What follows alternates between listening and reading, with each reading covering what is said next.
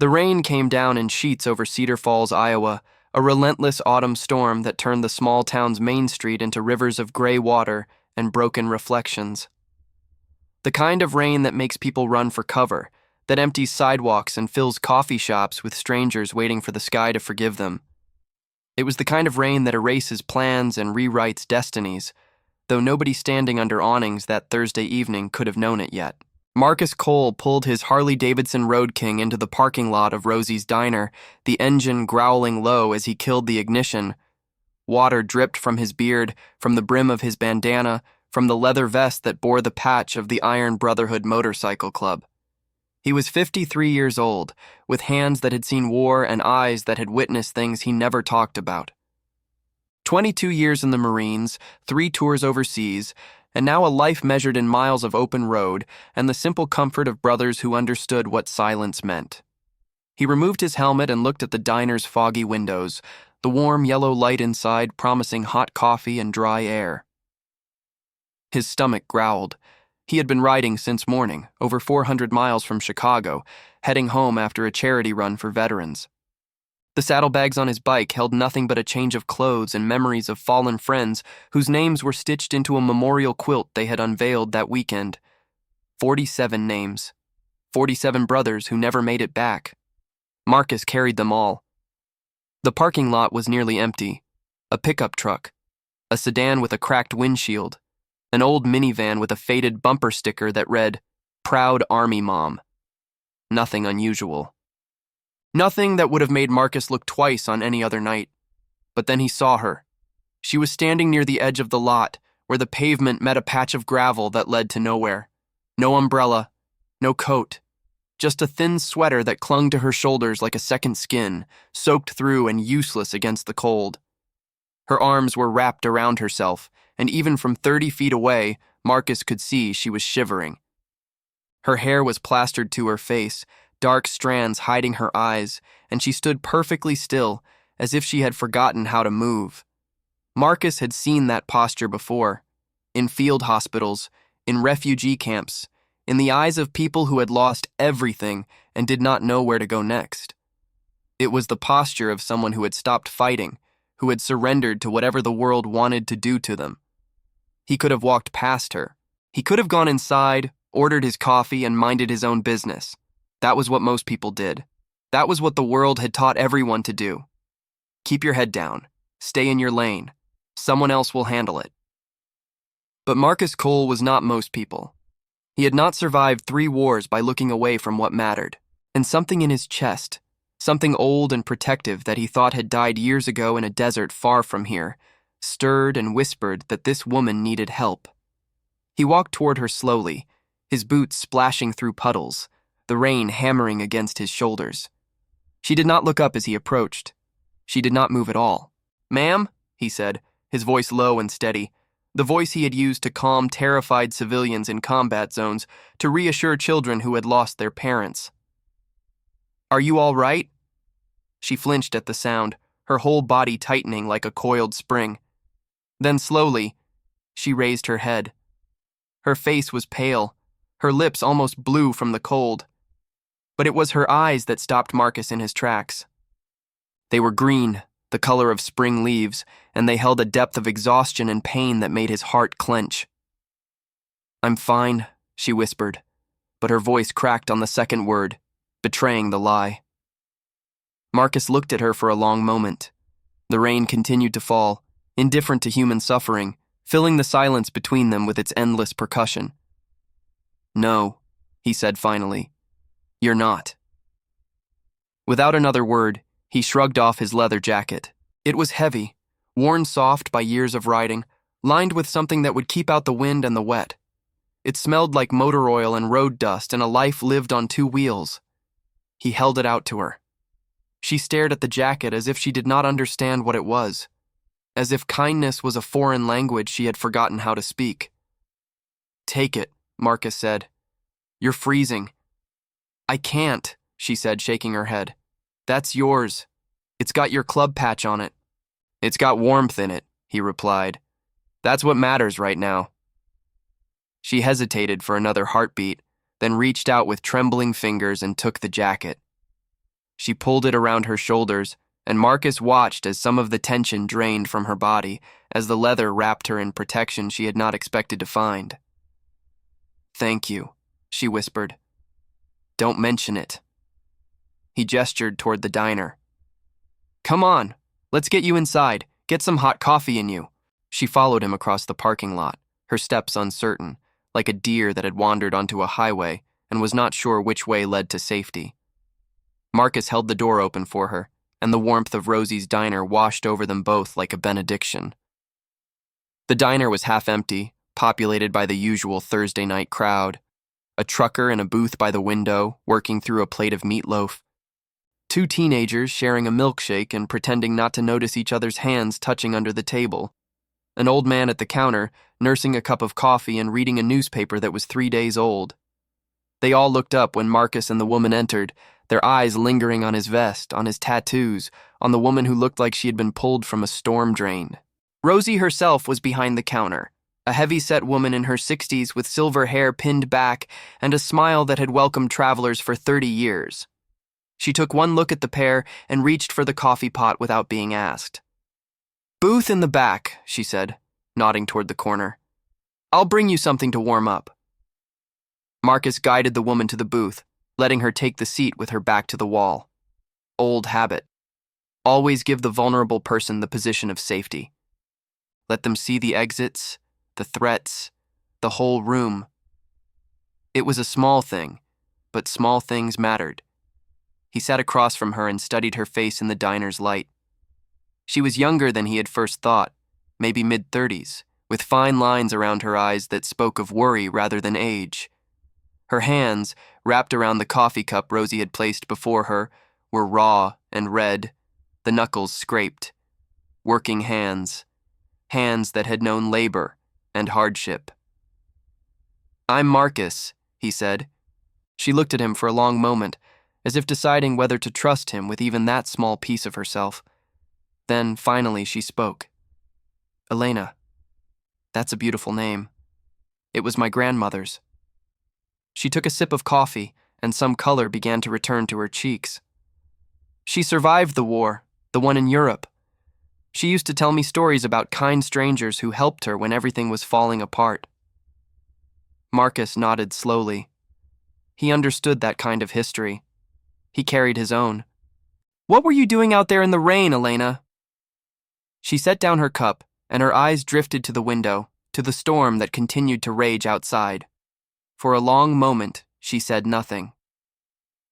The silence stretched between them, filled only by the soft clatter of dishes and the murmur of other conversations. "I was waiting," she finally said. "For what?" "For something to change." She laughed, but there was no humor in it. "I know how that sounds. Like I've lost my mind. Maybe I have." "I've been to places where waiting for change is all anyone can do," Marcus said. "It doesn't sound crazy to me." Elena looked at him then, really looked at him, as if seeing him for the first time.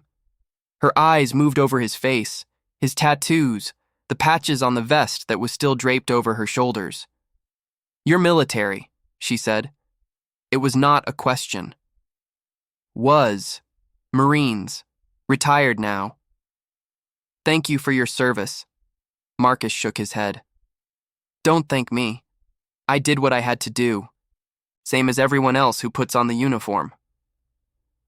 "My husband was in the army," Elena said, and her voice dropped to barely a whisper. "He didn't make it back." The words landed between them like stones dropped into still water. Marcus felt the ripples in his own chest, the familiar ache of loss that never truly went away. "I'm sorry," he said, and he meant it with every fiber of his being. "It was 4 years ago. IED outside Kandahar. They told me he didn't suffer, but I don't know if I believe that." She wrapped her arms around herself, pulling his jacket tighter. "After that, everything fell apart. I tried to hold it together for our daughter, but I wasn't strong enough. We lost the house. Lost almost everything." Marcus said nothing. He had learned long ago that sometimes the greatest gift you could give someone was the space to speak their truth without interruption. "We've been living in that van for 3 months. Elena continued, nodding toward the parking lot. The one with the Army Mom sticker. My daughter is 7 years old, and she thinks we're on an adventure. She doesn't understand why we can't go home, because there is no home anymore. Marcus felt something crack inside his chest. A 7-year-old girl, living in a van, believing it was an adventure because her mother loved her enough to protect her from the truth. He thought of all the children he had seen in war zones, their faces old before their time, carrying burdens no child should ever bear. And here, in the heart of America, the same story was playing out in a parking lot, in the rain, invisible to everyone who passed by. "Where is she now?" he asked. "Asleep in the van. I check on her every few minutes. She's safe. I made sure of that before I—" She trailed off, her voice catching. "Before you what?" Elena met his eyes, and in them, he saw something that made his blood run cold. The look of someone standing at the edge of an abyss, measuring the distance to the bottom. "I was trying to figure out what to do next," she said. "How to give her a better life. How to be the mother she deserves. I've been trying for so long and I'm so tired, Marcus. I'm so tired of fighting." Marcus reached across the table and placed his hand over hers. It was a gesture he had not made in years, not since his wife had passed and he had closed off that part of himself to protect what remained of his heart. But this moment demanded connection, demanded that he bridge the gap between two strangers brought together by rain and fate. "Listen to me," he said, his voice firm but gentle. "You are not alone. Whatever you're going through, whatever you're facing, you don't have to carry it by yourself. There are people who care, people who will help. You just have to let them." Tears spilled down Elena's cheeks, cutting tracks through the exhaustion on her face. She did not pull her hand away. "I don't even know you," she whispered. "No," Marcus agreed. "But you will, because I'm not going anywhere until I know you and your daughter are safe." Elena stared at him, and something shifted in her eyes. A tiny spark of hope, flickering to life in a place that had been dark for too long. "Why?" she asked. "Why would you do this for a stranger?" Marcus thought about the question. He thought about the brothers he had lost, the promises he had made over their graves. He thought about the memorial quilt with 47 names, each one representing a life cut short, a family shattered, a future stolen. He thought about all the times he had wished someone would reach out to save him, and all the times he had been too proud to accept help. "Because someone should have done it for my brothers," he said finally. "Because when you've seen what I've seen, you learn that the only thing that matters in this world is taking care of each other. And because your daughter needs her mother. She needs you alive and fighting, not giving up." Elena broke then, the sobs shaking her whole body, releasing years of grief and fear and loneliness in that small booth in the corner of Rosie's diner. Marcus held her hand and let her cry, and the other patrons had the grace to look away, to give her privacy in her moment of breaking. When she finally collected herself, wiping her face with a napkin Rosie had silently placed beside her, she looked at Marcus with new eyes. "You said what she said next changed his life," Elena murmured, almost to herself. "What?" She shook her head. "Nothing. Just something I was thinking." But then she leaned forward, and the words that came out of her mouth rewrote everything Marcus Cole thought he knew about fate, about purpose, about the strange and beautiful ways that the universe brings people together when they need each other most. "My grandmother," Elena said slowly. "The one who survived the war. She told me a story once about a soldier who gave her his jacket in the rain. She said she never forgot him. She said he saved her life, not just that night, but every night after, because he taught her that kindness still existed in a world that had shown her only cruelty." Marcus felt the hairs on the back of his neck rise. "That soldier," Elena continued, her voice trembling, "his name was Marcus Cole. He was from Chicago. He was a Marine in World War II, part of the liberation of Europe." The diner seemed to fall away. The noise, the light, the rain outside. Everything disappeared except for Elena's face and the impossible words she was speaking. That was my grandfather, Marcus breathed. Elena stared at him, her eyes widening. What? Marcus Cole Sr. He fought in France, helped liberate the camps. He never talked about it much, but there was one story he told me before he died. About a young woman he found in the rain, near a bombed-out village. She was going to give up. He gave her his jacket and stayed with her until help came. The silence that followed was the kind that changes lives, the kind that rewrites everything you thought you knew about coincidence and destiny. That was my grandmother, Elena whispered. Anna Kowalski. She immigrated to America after the war. She always said a Marine saved her.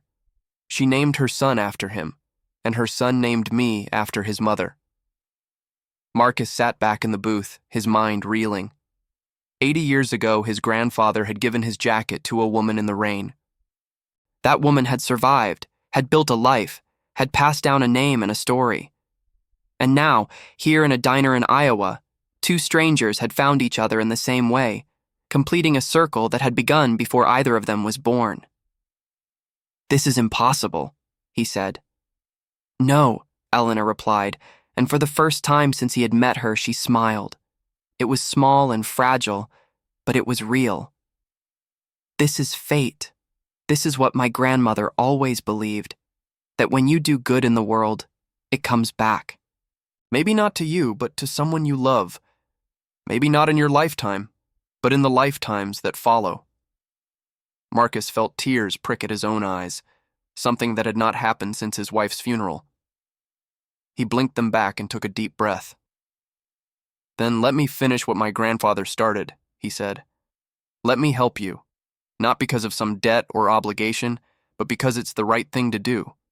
Because your grandmother deserves it, and your daughter deserves it, and you deserve it."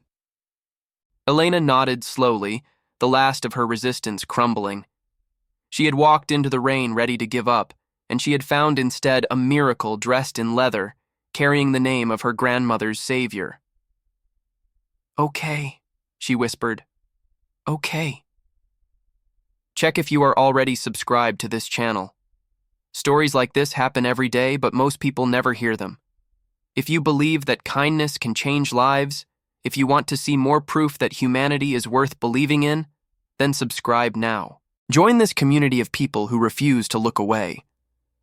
The rain had softened by the time Marcus led Elena back to the parking lot, the storm beginning to exhaust itself after hours of fury.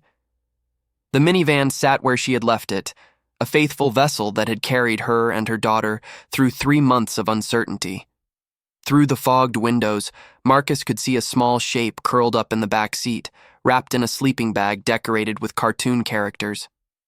"Her name is Sophie," Elena said, following his gaze. "She wants to be a veterinarian when she grows up. She loves animals more than anything." "Smart kid," Marcus said. "The smartest. She doesn't deserve any of this." "Neither do you."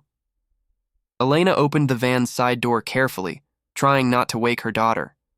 But Sophie stirred anyway, her small face appearing from the cocoon of the sleeping bag, eyes blinking in the dim light. "Mommy?" "I'm here, baby. Go back to sleep." But Sophie had spotted Marcus standing behind her mother, his imposing figure made larger by the shadows. Her eyes went wide, not with fear, but with curiosity. "Who's that?" Elena glanced back at Marcus, then turned to her daughter. "This is Marcus. He's a friend." "Is he a superhero?" Sophie asked, her voice still thick with sleep. "He looks like a superhero. Like in my comic books." Marcus felt something catch in his throat. He knelt down so that he was at eye level with the little girl, his old knees protesting but his heart demanding he meet her properly. "I'm not a superhero," he said gently, "but I knew someone who was, and he would have wanted me to help you and your mom." Sophie studied him with the unnerving perception that children possess, the ability to see past pretense to the truth beneath. "Are we going on another adventure?" she asked. "The best one yet," Marcus replied. "Would that be okay with you?" Sophie nodded solemnly, then looked at her mother. "Mommy, I like him. He has kind eyes." Elena's own eyes filled with tears again, but this time they were different. They were tears of gratitude, of hope, of the first real relief she had felt in months. "I like him too, baby." Marcus stood and turned to Elena. "Do you trust me enough to follow me somewhere tonight? There's a motel about 10 miles down the road, run by a woman named Margaret who owes me about a dozen favors. I'll call ahead, make sure she has a room ready for you.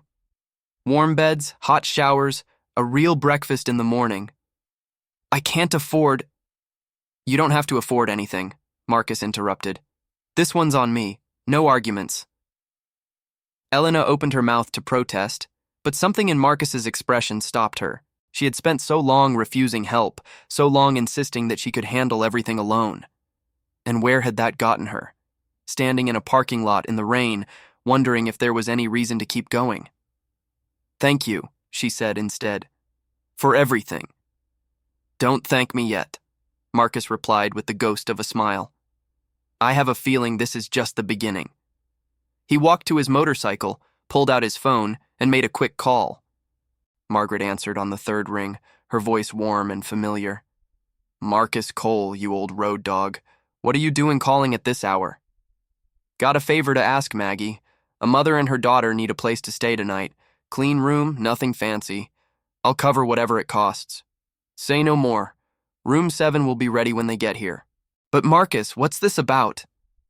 He looked over at Elena, who was settling Sophie back into her sleeping bag, the child already drifting off again with the resilience of the young. "It's about a debt," he said. "One that's been waiting 80 years to be paid." He gave Elena directions and watched as she pulled the minivan out of the parking lot, following the headlights as they disappeared into the rain-washed night. Then he straddled his Harley, kicked the engine to life, and followed at a distance, making sure she reached the motel safely before he allowed himself to think about what came next. The Margaret's Rest Motel was exactly what Marcus remembered. A modest 2-story building with a wraparound balcony and a neon sign that flickered vacancy in soft pink letters. Margaret herself was waiting in the office when Elena pulled up, a plump woman with silver hair and a smile that could warm the coldest night. Marcus watched from across the street as Margaret greeted Elena and Sophie, ushering them inside with the practiced care of someone who had sheltered countless travelers over the years. He saw the lights come on in room 7, saw the curtains draw closed, saw the soft glow that meant safety and warmth. Only then did he allow himself to exhale. He rode to the motel's small parking lot and killed his engine. Margaret emerged from the office and walked over to him, her arms crossed against the chill. "That woman looks like she's been through hell," she said. "She has," Marcus agreed. "But she's tough. She'll make it." "And what's your stake in this, old friend?" Marcus told her the story then, all of it. His grandfather, the woman in the rain, the name that had traveled through generations to bring 2 strangers together in a diner in Iowa. Margaret listened without interruption, her expression shifting from curiosity to wonder to something like reverence. "Well," she said when he finished, "that's about the most miraculous thing I've ever heard, and I've been running this place for 40 years. "I don't know about miraculous. I just know I can't walk away from this." "Then don't." Margaret reached out and squeezed his arm. "Stay the night. Room 3 is empty. In the morning, we'll figure out what comes next." Marcus hesitated. He had been planning to ride through the night, to put miles between himself and the emotions that threatened to overwhelm him. But Margaret was right. Some things required presence. Some things demanded that you stay and see them through. "All right," he said. "One night." But even as he said the words, he knew it would be more than that. Much more. Because fate, he was learning, did not bring people together only to tear them apart. It brought them together because there was work to be done, lives to be changed, circles to be completed. And Marcus Cole, grandson of a hero, had just begun to understand his role in the pattern. He dreamed that night of his grandfather, a young man in a uniform, standing in the rain outside a ruined village. In the dream, Marcus Sr. turned and looked at him, his eyes holding 80 years of wisdom and love. "You found her," his grandfather said. "I found her," Marcus replied. "Then take care of her, the way I couldn't, the way I always wished I could." "I will, Grandpa." I promise." His grandfather smiled then, and the dream shifted, dissolving into warmth and light. Marcus woke with tears on his cheeks, and the first peace he had felt in years.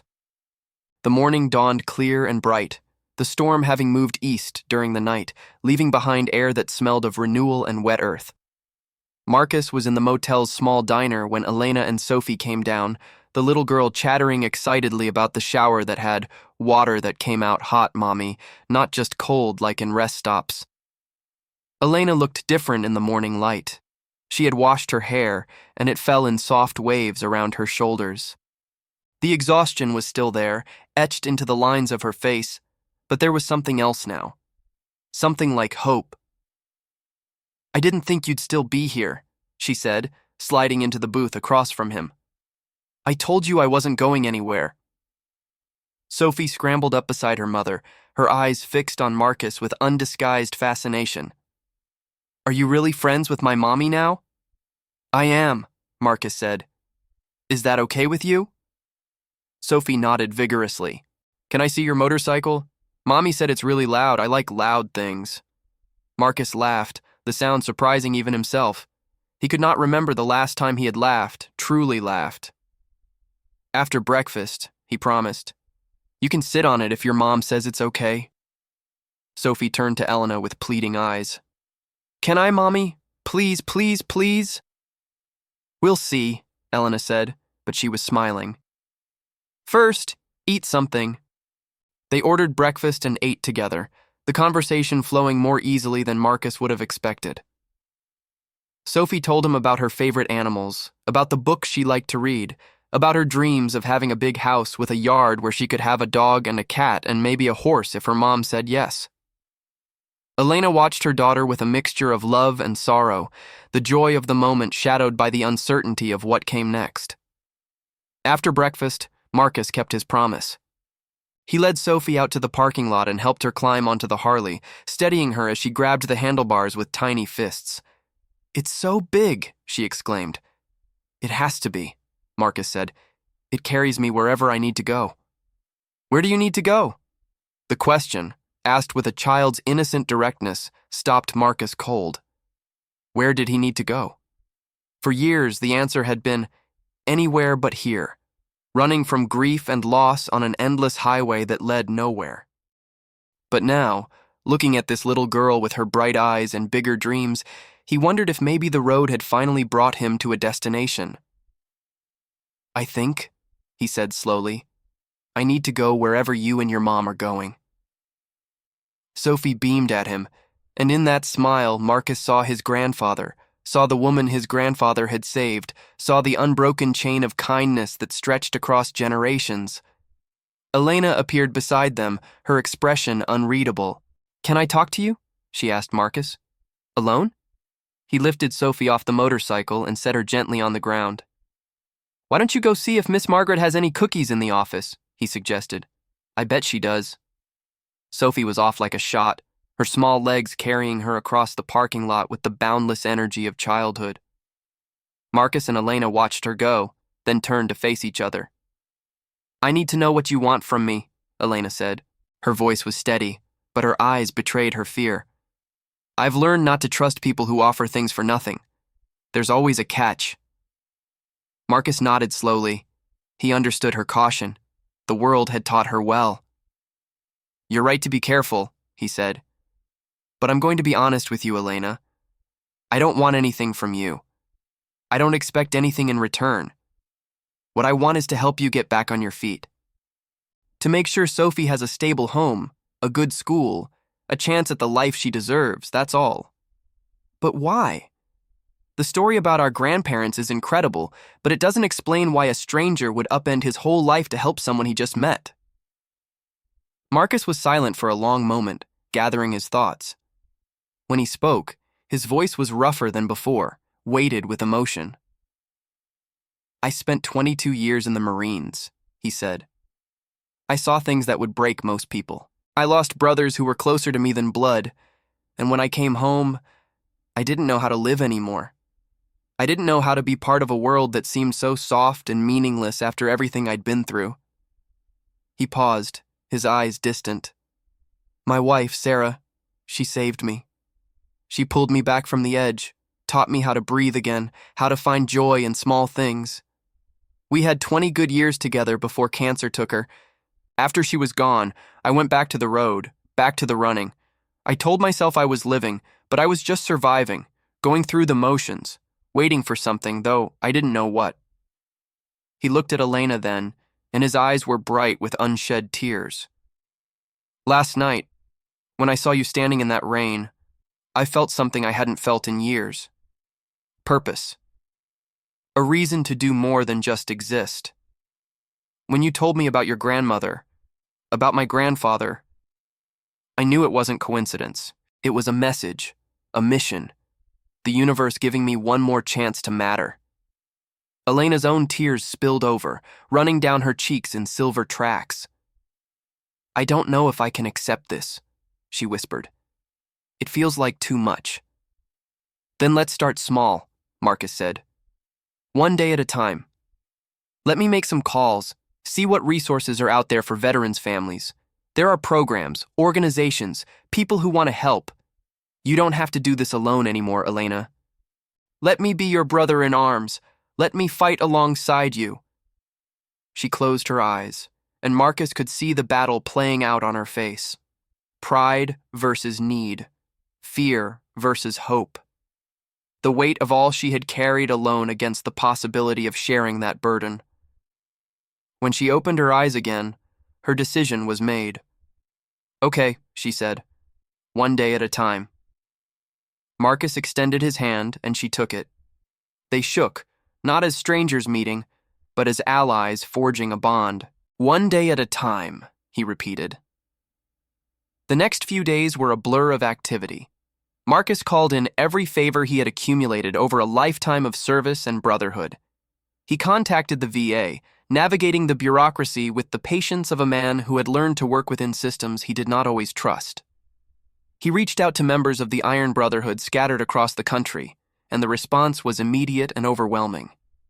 Brothers offered money, lodging, job contacts, and resources. Sisters offered childcare, emotional support, and the practical wisdom of women who had survived their own struggles. Within 48 hours, Marcus had assembled a network of support around Elena and Sophie that would have taken her years to build on her own. He found them temporary housing in a small apartment complex managed by another veteran, a man named Thomas, who had lost his legs in Afghanistan and dedicated his life to helping other service members and their families. The apartment was modest but clean, with 2 bedrooms and a kitchen that actually had working appliances. Sophie explored every corner with the enthusiasm of an archaeologist discovering a lost civilization. She claimed the smaller bedroom as her own, already making plans for how she would decorate it, what colors she would paint the walls, where she would put her books and her stuffed animals. Elena stood in the middle of the living room, turning slowly, taking it all in. She had not had walls around her in 3 months, had not had a door she could close against the world. The simple reality of shelter overwhelmed her. This is real, she said, more to herself than to Marcus. This is actually happening. It's real, he confirmed, and it's just the beginning. Over the following weeks, Marcus became a fixture in their lives. He helped Elena navigate the maze of benefits available to veteran survivors. He connected her with job training programs and employment agencies. He drove Sophie to school on his motorcycle when the minivan's engine finally gave out, the little girl's delighted screams echoing through the morning streets. But more than the practical help, he provided something Elena had lost along the way: belief. He believed in her when she could not believe in herself. He reminded her of her strength when she felt weak, of her worth when she felt worthless, of her future when she could only see the past. And slowly, day by day, Elena began to heal. She got a job at a local veterinary clinic, an entry-level position that did not pay much but came with the promise of advancement and the joy of working with animals. Sophie was enrolled in a good school, making friends for the first time in months, coming home with stories of playground adventures and classroom triumphs. The apartment began to feel like a home. Elena painted the walls in soft colors, hung pictures that Sophie drew, filled the space with warmth and love. And always, Always. Marcus's jacket hung by the door, a reminder of the night everything changed. Marcus, for his part, found himself changing too. The restlessness that had driven him for years began to quiet. The grief that had weighed on him lifted, not disappearing entirely but transforming into something bearable, something that gave his days meaning rather than darkness. He rented a small house on the outskirts of town, close enough to be there when Elena and Sophie needed him, far enough to give them their space. He joined the local chapter of the Iron Brotherhood and threw himself into their charitable work, organizing rides for veterans, fundraisers for military families, and community events that brought people together. But every evening, he found himself drawn back to that small apartment, to shared dinners and homework help and bedtime stories read to a little girl who had come to see him as something more than a friend. "Marcus," Sophie said one night as he tucked her into bed, "are you going to stay?" He looked at her small face, so full of trust and hope, and felt his heart crack open. "What do you mean, sweetheart?" "I mean, are you going to stay forever? Like my daddy wanted to, before he went away?" The question hit him like a physical blow. He had not known what David, Elena's husband, had looked like, what dreams he had carried, what promises he had made to this little girl before fate stole him away. But in that moment, Marcus felt the weight of that absent father's love, the legacy of protection that David had wanted to leave behind. "I'm going to stay as long as you and your mom want me around," he said carefully. "How does that sound?" Sophie smiled and reached up to touch his face, her small fingers tracing the lines of his beard. "That sounds good," she said. "I think Daddy would like you. He was a soldier, too. He helped people. I bet he did, and I bet he loved you very much." "He did." Sophie's eyes grew heavy. "He told me I was his sunshine. That's what he called me. His sunshine." Marcus felt tears prick at his eyes. "Then you shine, Sophie. You shine as bright as you can. For him. For your mom. For everyone who loves you." She was asleep before he finished speaking, her breath evening out into the rhythm of childhood peace. Marcus sat beside her bed for a long time, watching her dream, thinking about soldiers and fathers and the promises that outlive us. When he finally rose and walked to the living room, he found Elena standing by the window, looking out at the night sky. "She asked if you're going to stay," Elena said without turning around. "She did."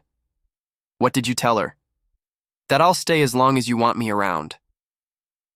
Elena was silent for a moment, then turned to face him. In the soft light of the apartment, she looked beautiful in a way that Marcus had tried not to notice, tried not to acknowledge. But the truth was undeniable. Somewhere along the way, this woman had become more than a mission, more than a debt to be repaid. She had become someone he cared about, someone he thought about in quiet moments, someone whose smile made his heart beat faster. "I want you around," she said softly. If you are feeling touched by this story, if you believe that kindness creates ripples that can change the world, leave a comment right now saying, "Kindness never dies. It just finds new hearts to fill." The months that followed were the closest thing to happiness Marcus had known since losing Sarah. He watched Sophie grow and flourish, her confidence blooming like flowers in spring. He watched Elena transform from a woman barely surviving to one who was truly living, building a career, building a community, building a future. And he watched himself change most of all. The anger he had carried for so long, the bitterness at a world that seemed to deal only in loss and pain, began to fade. In its place grew something softer, something hopeful. He found himself laughing more, sleeping better, looking forward to each new day rather than dreading the emptiness it might bring. The Iron Brotherhood embraced Elena and Sophie as family. Weekend barbecues, holiday gatherings, charity rides where Sophie sat on Marcus's lap and waved at everyone they passed. The club, notorious for its fierce reputation, showed the world what they truly were: guardians, protectors, a family bound not by blood, but by choice. Marcus and Elena did not rush anything. They were both too scarred, too careful, too aware of how quickly joy could be stolen. But there were moments, small and precious, that hinted at something more. A hand held during a difficult conversation. A glance that lasted a heartbeat too long. A silence that spoke volumes. One evening, almost a year after that fateful night in the rain, Marcus sat on the porch of his small house, watching the sunset paint the sky in shades of gold and crimson. Elena sat beside him, close enough that their shoulders almost touched.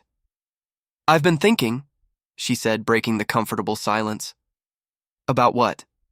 "About my grandmother. About your grandfather. About how strange and beautiful life can be." Marcus nodded, waiting for her to continue. "Anna lived to be 93 years old," Elena said. "She survived the war, lost her family, rebuilt everything from nothing. And she always said the same thing, that the moment your grandfather gave her his jacket, she knew she would live. Not because of the warmth, but because of what it represented. Proof that even in the darkest times, there are people who will reach out." She turned to look at him, and in her eyes, Marcus saw everything she felt, everything she had been afraid to say. "You did the same thing for me, Marcus. That night in the parking lot, I was so close to giving up, so close to believing that the world had nothing left to offer. And then you appeared, out of nowhere, with your grandfather's name and your grandfather's heart. You saved me." Marcus felt his throat tighten.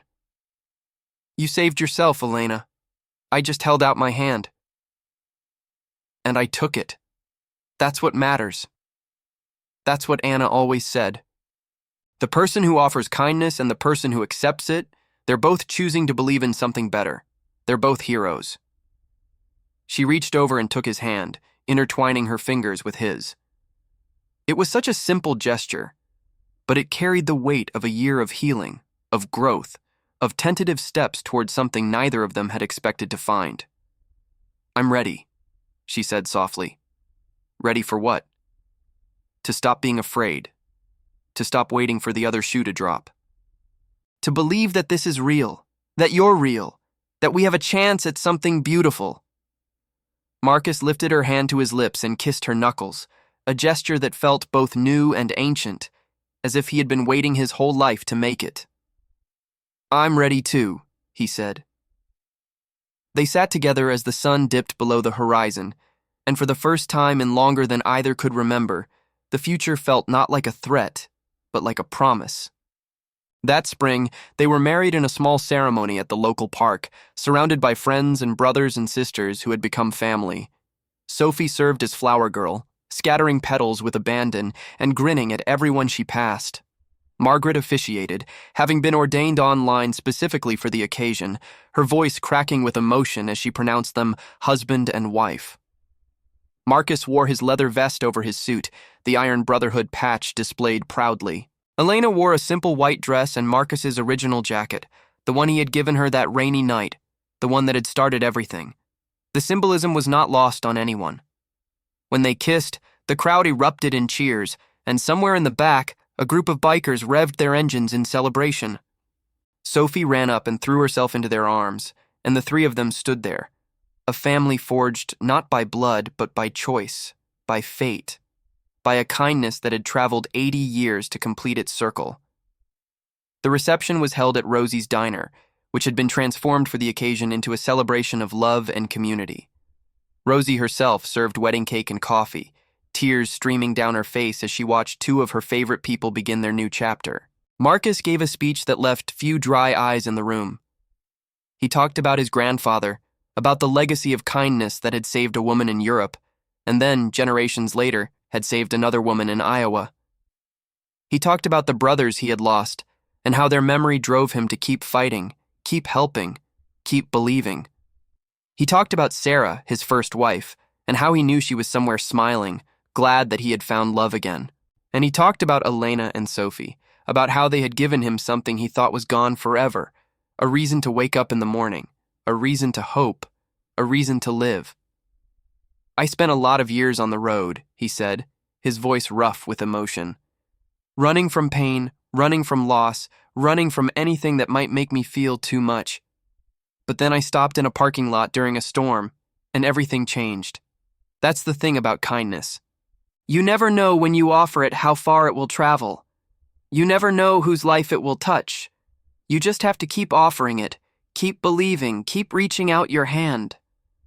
He raised his glass to Elena, who was crying openly, making no effort to hide her tears. "To my wife," he said, "my partner, my second chance at everything. You walked into my life like the rain, and you washed away all the dust and the darkness. I love you, Elena. I will love you until my last breath and beyond." The room erupted in applause, and Marcus pulled Elena into his arms, holding her close as if he would never let go. The years that followed were full of the ordinary miracles that make up a life well lived. Sophie grew from a curious child into a remarkable young woman, eventually earning a scholarship to veterinary school, just as she had always dreamed. Marcus and Elena watched her graduate with pride so fierce it felt like fire in their chests. Marcus continued his work with the Iron Brotherhood, expanding their charitable programs, mentoring young veterans struggling to find their place in the civilian world. He visited VA hospitals, organized support groups, and never missed a chance to tell his story to anyone who would listen. Elena advanced in her career, eventually becoming the manager of the veterinary clinic, then opening her own practice with the help of Marcus and their extended family. She specialized in treating animals belonging to veterans and their families, offering reduced rates and unlimited compassion. Together, they built something beautiful. Not perfect, because nothing ever is, but real. A home filled with love and laughter and the occasional argument that always ended in reconciliation. A community that stretched across the country, brothers and sisters bound by leather and loyalty. A legacy that honored both the past and the future. On their 10th anniversary, Marcus surprised Elena with a trip to Europe. They visited the village where his grandfather had met her grandmother, now rebuilt and thriving, a testament to human resilience. They stood in the spot where, 80 years before, a young Marine had given his jacket to a young refugee, setting in motion a chain of events that would span generations. Marcus placed flowers at a small memorial plaque that the village had erected, honoring the soldiers who had liberated them. Elena stood beside him, holding his hand, thinking about all the lives that had intersected to bring them to this moment. "Do you think they know?" she asked. "Anna and your grandfather. Do you think they know what happened?" Marcus looked at the sky, where clouds drifted lazily across an endless blue. "I think they know," he said. "I think they've always known, and I think they're proud." They walked back to their hotel as the sun set over the European countryside, two people bound by love and history and the unshakable belief that kindness matters. That it always matters. That it is the one thing that truly changes lives. Sophie married a young man she met in veterinary school, a kind soul with gentle hands and a heart big enough to match hers. Marcus walked her down the aisle, tears streaming down his weathered face, feeling the presence of her father, of his grandfather, of all the people who had loved and lost and loved again.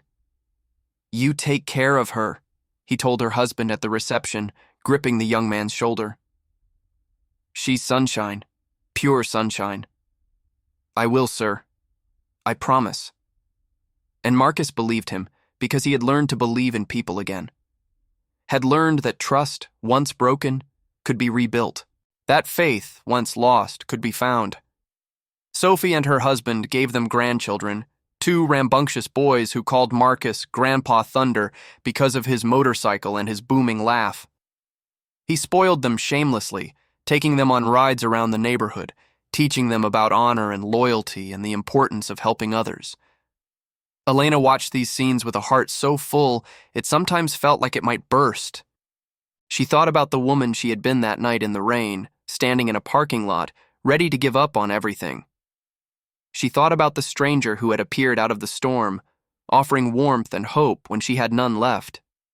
And she thought about her grandmother, Anna, who had survived horrors beyond imagination and still believed in the goodness of people, who had passed down that belief to her daughter and to her granddaughter, and to all the generations that would follow. The chain of kindness, Elena realized, was not a chain at all. It was a circle, endless and unbreakable, connecting people across time and space and circumstance, proving, over and over again, that love was the most powerful force in the universe. On their 25th anniversary, Marcus and Elena renewed their vows at the same park where they had first married. Sophie stood beside them now, a grown woman with children of her own, tears streaming down her face as she watched her mother and the man who had become her father pledge themselves to each other again. Marcus was 78 years old. His beard had gone entirely white, his hands bore the tremors of age, and his knees complained every time he climbed onto his motorcycle. But his eyes were the same eyes that had looked at Elena through the rain all those years ago, full of compassion and strength and unwavering love. "I told you once that I would stay as long as you wanted me around," he said during the ceremony. "I meant it then, and I mean it now. For as long as I have breath in my body, Elena, I will be by your side, loving you, protecting you, believing in the miracle that brought us together." Elena, her own hair streaked with silver, reached up to touch his face the way Sophie had done so many years before, tracing the lines of his beard. "You are my rain and my sunshine, Marcus Cole," she said. "You are the best thing that ever happened to me, and I will love you until the last star burns out." They kissed as the crowd cheered, and somewhere in the distance a group of bikers revved their engines one more time. That night, after the celebration had ended and the guests had gone home, Marcus and Elena sat on the porch of their house, the same porch where they had first confessed their feelings, watching the stars emerge one by one. "Do you have any regrets?" Elena asked. Marcus thought about the question. He thought about the years of wandering, the grief and the loss, the long road that had finally led him home. "Only one," he said. "What's that?" "That I didn't meet you sooner." Elena laughed, a sound that still made his heart skip after all these years. "If you had met me sooner, we wouldn't have the story we have now," she pointed out. "We wouldn't have the miracle." "True." He pulled her closer, breathing in the scent of her hair, the same scent he had fallen in love with decades ago. "I suppose some things are worth waiting for." "Everything worth having is worth waiting for," Elena agreed. That's what Anna used to say. They sat in comfortable silence, two people who had found each other against all odds, who had built a life from the wreckage of the past, who had proven that love could survive anything. The stars wheeled overhead, the same stars that had watched over his grandfather in Europe, over Anna in the ruins of her village, over all the generations who had come before and all who would come after. And somewhere, Marcus was certain, those generations were watching too, smiling, proud. The circle was complete, but the kindness would continue forever. If you watched this far, it is because this story touched your heart, because you believe in the power of kindness, in the miracle of human connection, in the hope that we can all be better for each other. Leave a comment right now saying, "I watched this far," so I can get to know you and know who really appreciates the stories on this channel. And while you are here, smash that like button if this story made you feel something. Share it with someone who needs to hear that kindness matters. That help can come from the most unexpected places, that it is never too late to start over.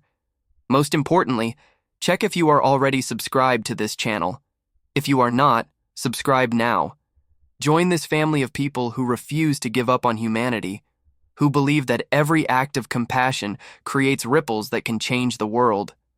Because that is what this channel is about. Not just stories, not just entertainment, but proof, real proof, that goodness still exists, that there are people out there ready to help, ready to protect, ready to love. You are one of those people. I know you are, because you watched until the end. Thank you. Until the next story, stay kind, stay hopeful, stay human.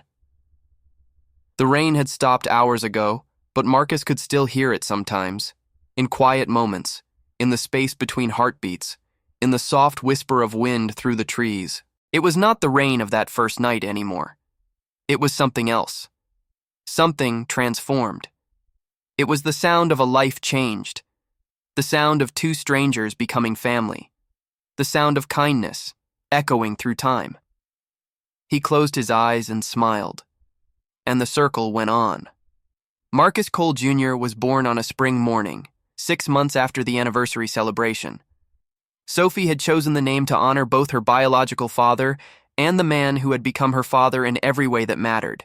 When Marcus held his great-grandson for the first time, his hands trembling with age and emotion, he felt the weight of all the generations that had come before.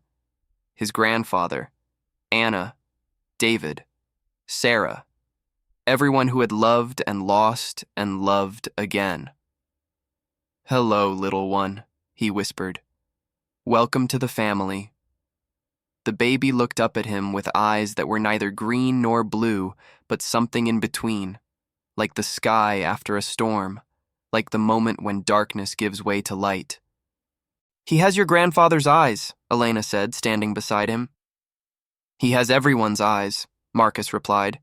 "He has the eyes of everyone who believed that kindness matters." Sophie watched them from the hospital bed, exhausted but radiant, her husband holding her hand. "Dad," she said, using the word she had begun calling Marcus years ago, "I want you to know something." "What's that, sunshine?" "I want you to know that you saved us. Not just that first night, but every night after. You taught me what a father is supposed to be. You taught me what love looks like. And I'm going to teach my son the same things. I'm going to pass down everything you gave me."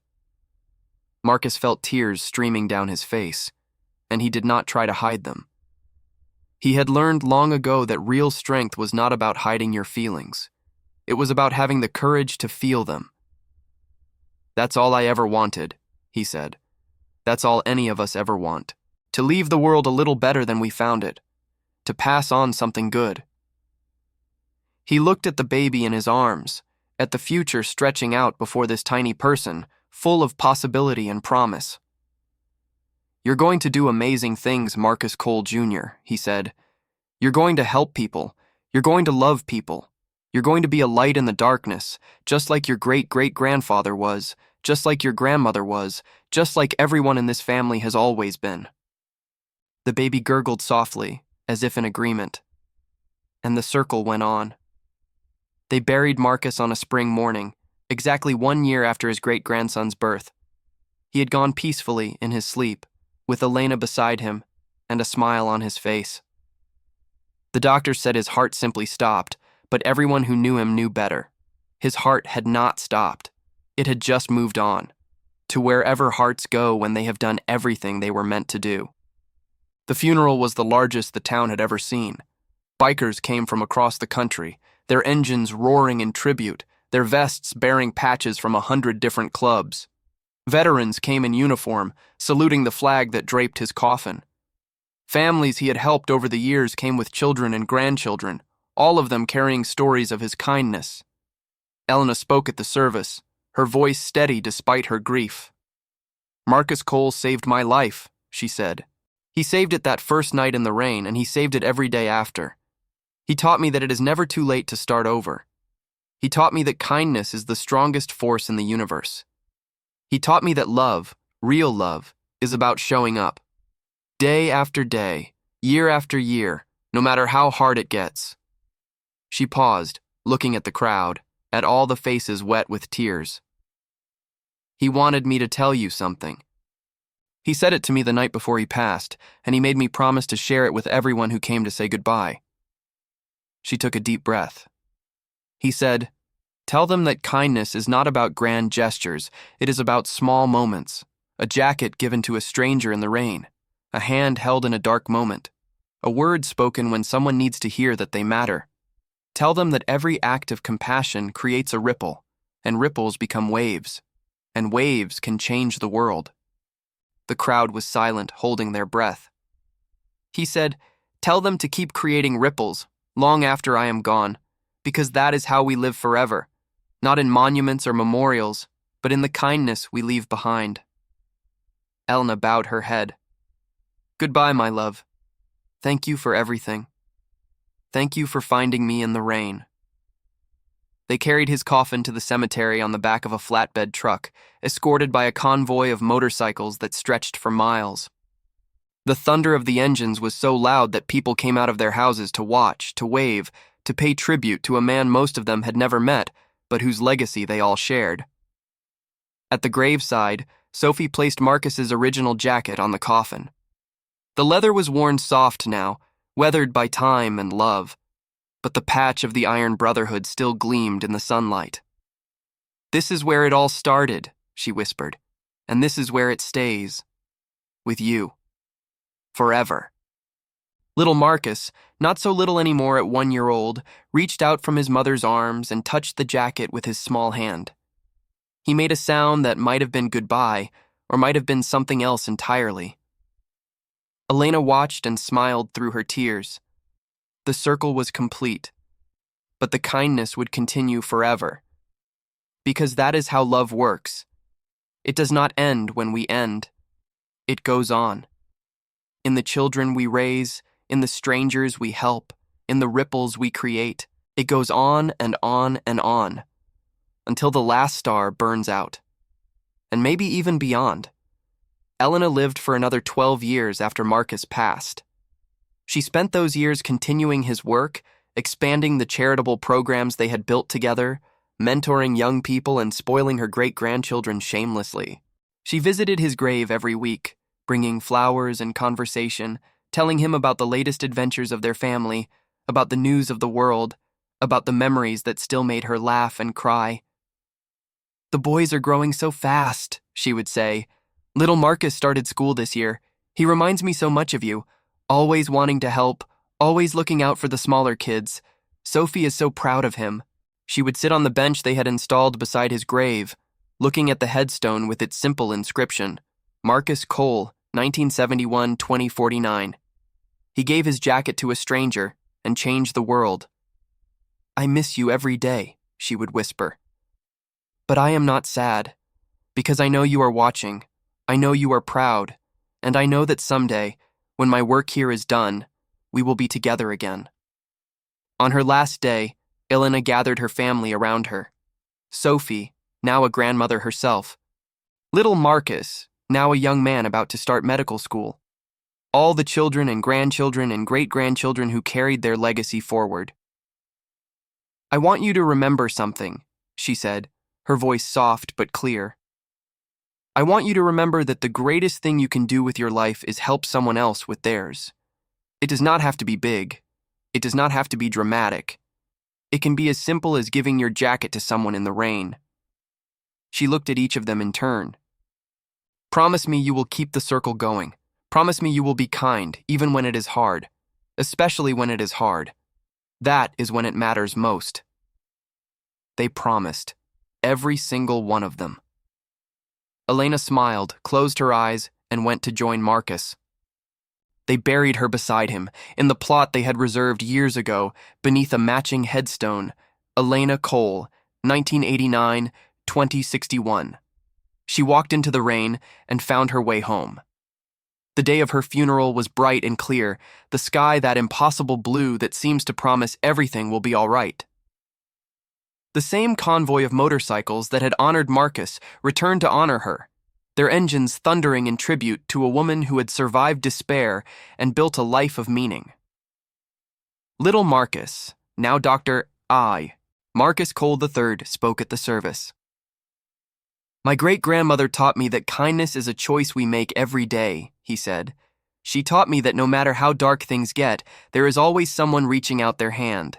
You just have to be brave enough to take it." He paused, looking at the crowd. "She also taught me that the people we love never really leave us. They live on in every act of compassion we perform, in every stranger we help, in every moment we choose love over fear."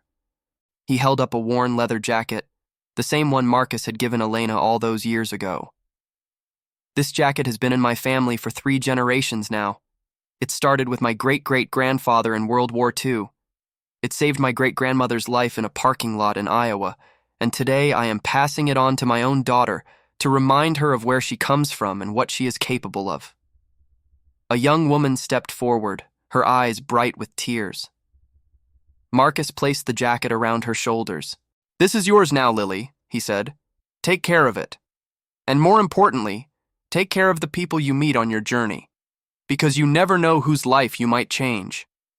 Lily nodded, pulling the jacket tight around her. "I will, Dad. I promise." And the circle went on. The years passed. Decades became generations. The world changed in ways no one could have predicted. Technology advanced, borders shifted, new challenges arose and were overcome. But some things remained constant. The jacket passed from parent to child, from generation to generation. Each new owner heard the story of Marcus and Elena, of Anna and the first Marcus Cole. Each one learned about the power of a simple act of kindness, performed without expectation of reward. And each one carried that lesson forward. In 2150, a young woman named Hope Cole stood in a spaceport on Mars, wearing a leather jacket that had somehow survived 130 years of wear. The leather was patched in places, held together by careful repairs and stubborn determination. But the Iron Brotherhood patch was still visible, faded but intact. Hope was about to board a ship to a new colony on one of Jupiter's moons. She was a pioneer, an explorer, carrying humanity's dreams to the stars. But first, she had a stop to make. In the corner of the spaceport, huddled against the wall, sat a young man. His clothes were worn, his face hollow with hunger and exhaustion. He had the look of someone who had lost everything, who had given up on the future. Hope walked over to him and knelt down. "Hey," she said gently. "Are you okay?" The young man looked up at her with eyes that had forgotten how to hope.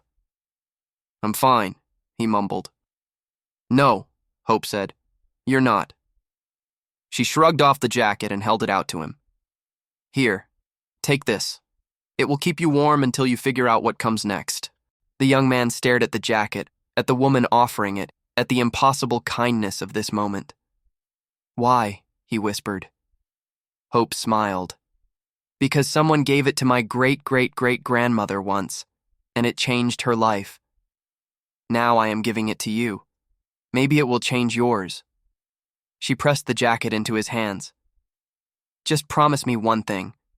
When you get back on your feet, when things are better, you will do the same for someone else. You will keep the circle going."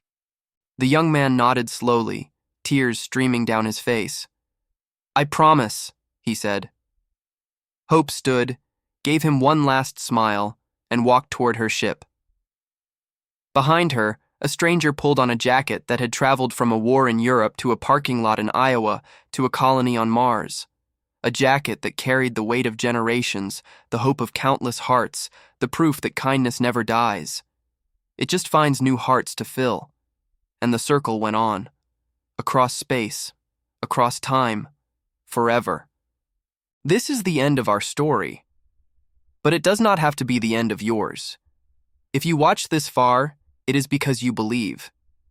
You believe in the power of kindness. You believe in the magic of human connection.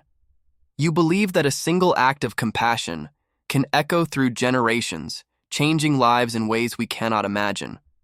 You are part of the circle now. Leave a comment saying, "I watched this far," so I can know who you are, so I can thank you for being here, for believing, for caring. Hit that like button if this story touched your heart. Share it with someone who needs to hear that hope is real, that help is possible, that love is the strongest force in the universe. And subscribe to this channel if you have not already. Join this family of believers. Be part of something bigger than yourself. Because that is what this is all about. Not just stories, not just entertainment, but proof. Proof that kindness matters. Proof that we can be better. Proof that the world is full of ordinary people doing extraordinary things. All they need is someone to believe in them, someone to reach out their hand, someone to give them their jacket in the rain. Will you be that someone? I believe you will. Thank you for watching. Thank you for believing. Until next time, stay kind, stay hopeful, stay human, and keep the circle going, forever.